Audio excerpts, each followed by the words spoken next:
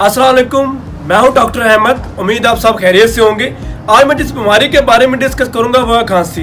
बदलते मौसम के साथ साथ बहुत सारे लोगों को खांसी की शिकायत होती है, तो आज मैं इस वीडियो में बताऊंगा खांसी होती क्यों है और इसका इलाज क्या है। ये अल्लाह ताला की तरफ से हमारे जिस्म में एक डिफेंस मैकेनिज्म होता है कि कोई भी किसी किस्म का कोई डस्ट पार्टिकल या कोई एलर्जेंट्स या कोई इरिटेंट्स हमारी सांस की नाली में दाखिल होता है, तो वहाँ हमारी सांस की नाली में सिक्रीशंस पैदा हो जाती है, जिसको हम एक डिफेंस मैकेनिज्म कहते हैं। तो वो खांसी के जरिए बाहर निकल जाता है। तो ये एक नॉर्मल फिनोमिना है। एक सर्वे के मुताबिक पूरी दुनिया में 3 से 14% लोगों को खांसी होती है।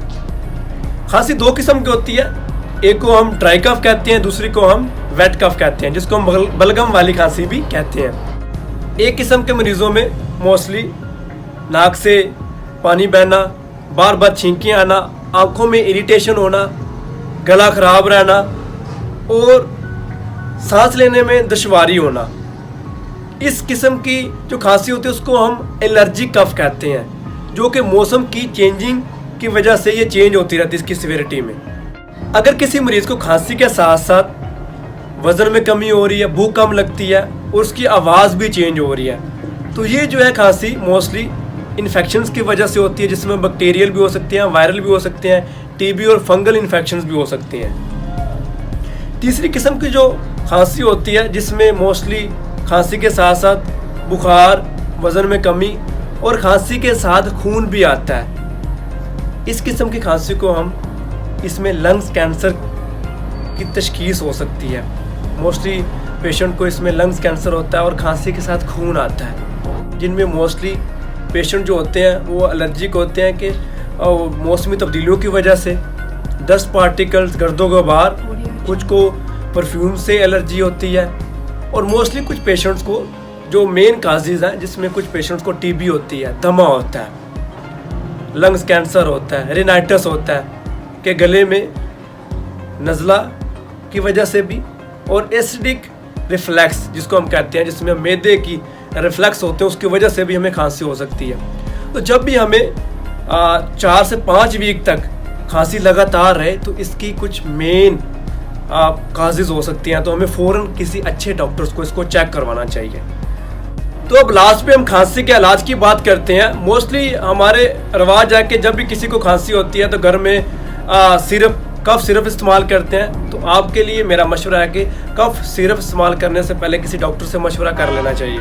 अगर आप स्मोकिंग करते हैं तो स्मोकिंग करना छोड़ दें, क्योंकि कफ का मेन काजेज़ में स्मोकिंग भी है, जिसमें स्मोकिंग की वजह से लंग्स कैंसर भी हो सकता है। उन इलाकों में कम से कम जाएं जहां गर्दो गुबार है, क्योंकि लोगों को एलर्जी भी होती है। मास्क का इस्तेमाल करें। आजकल खांसी की मेन वजूहात में कोविड भी है। अगर किसी को ज़्यादा सीरियस खांसी है, साथ बुखार भी है, सर दर्द भी होता है और उसकी स्मेल जो सेंस होती है वो कम हो गई है, मीन्स के सूंघने की सेंस जो है वो कम हो गया है, तो ये कोविड भी हो सकता है। कोविड में मोस्टली चेस्ट पेन भी होती है।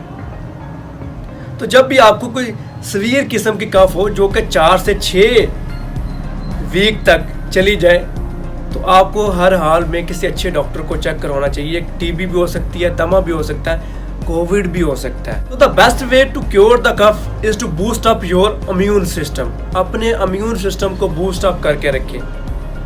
आप होम रेमेडीज भी इस्तेमाल कर सकते हैं, जिसमें शहद और नींबू है।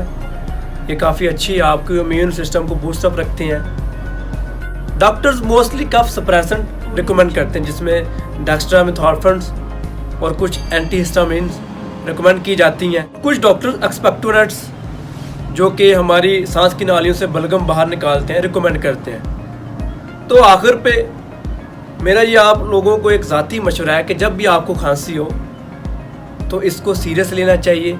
मोस्टली जो खांसी होती है वो 1-2 वीक तक रहती है, वो खुद ब खुद ठीक हो जाती है। लेकिन जब सीरियस कफ हो और 4 से 6 वीक तक लगातार रहे, तो ये किसी सीवियर किस्म की डिजीज़ की तरफ इसकी अलामात जाती हैं। उम्मीद आप सबको इस वीडियो से कुछ ना कुछ मालूमात मिली होगी। Thank you so much.